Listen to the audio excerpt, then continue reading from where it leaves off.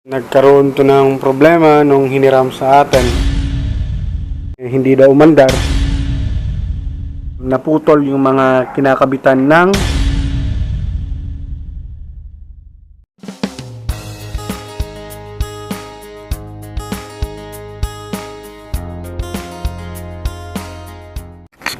So good day sa inyong lahat mga idol. For today's video, ngayong araw maghahanap tayo ng headlight assembly ni Rusi Royal. Nagkaroon to ng problema nung hiniram sa atin. So ang nangyari kasi dito mga idol is hindi daw umandar. So ang nangyari is pinahatak niya, hinatak yung motor natin, tapos nilagay yung tali o lubid dito mismo sa fairings.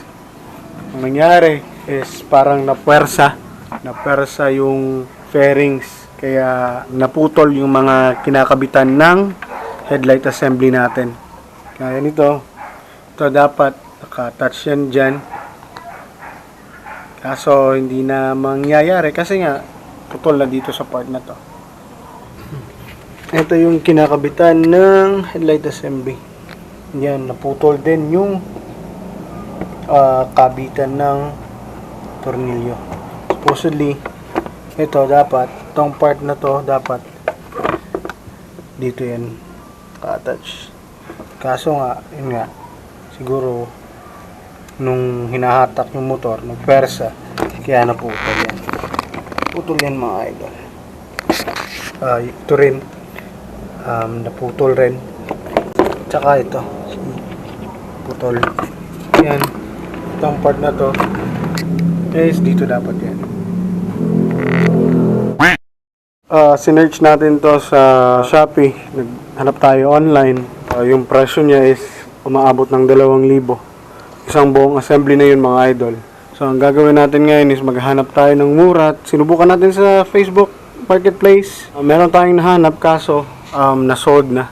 May nakauna na sa atin. So gagawin natin is try natin pumunta sa mga Rusi branches na malapit dito sa atin. At saka magtatanong tayo kung meron silang kahit second hand na di ginagamit na headlight assembly ni Royal.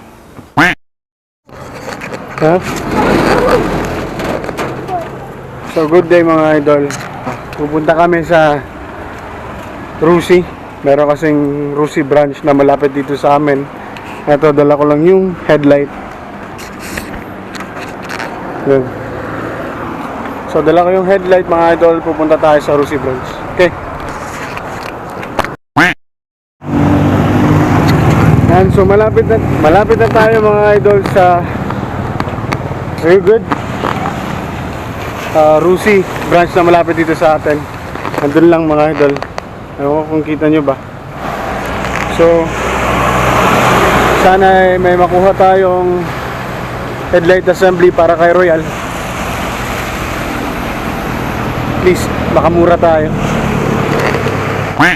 So pagkarating namin ng Rusi, hindi na ako nakapag-video or kumuha ng footage mga idol. Hindi tayo nakahingi ng pahintulot mula sa management. Busy lahat ng staff dahil sa mga customers na ina-assist nila. Bilang respeto, ay hindi na tayo nag-video. Nakausap ko yung head mechanic nila at sad to say mga idol, wala silang segunda mano na headlight assembly para kay Royal. Sunod naman naming pinuntahan ay yung isa pang branch na located sa Palo, katabing municipality ng Tacloban City. Sumakay kami ng bus papuntang downtown. Kailangan naming mag-cutting trip since walang diretso na ruta papunta ng Palo.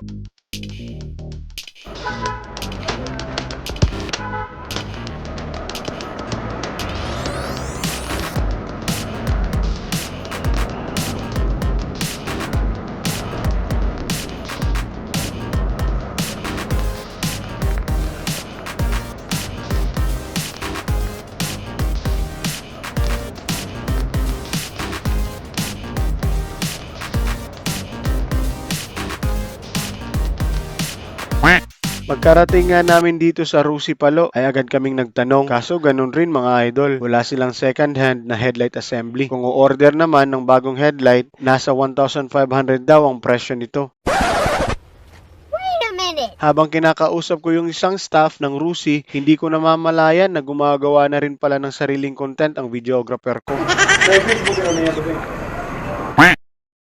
So what is up mga idol? Sad to say, wala tayong nahanap. So, babalik tayo ng bahay. Uwi muna tayo mga idol. So, good day sa inyong lahat mga idol. Dito na tayo, nakauwi na tayo ngayon sa bahay. Yung motor natin.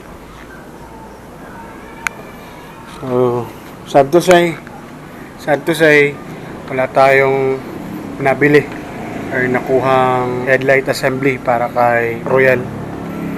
Yung dalawang branch na pinuntahan natin, wala silang mga stock.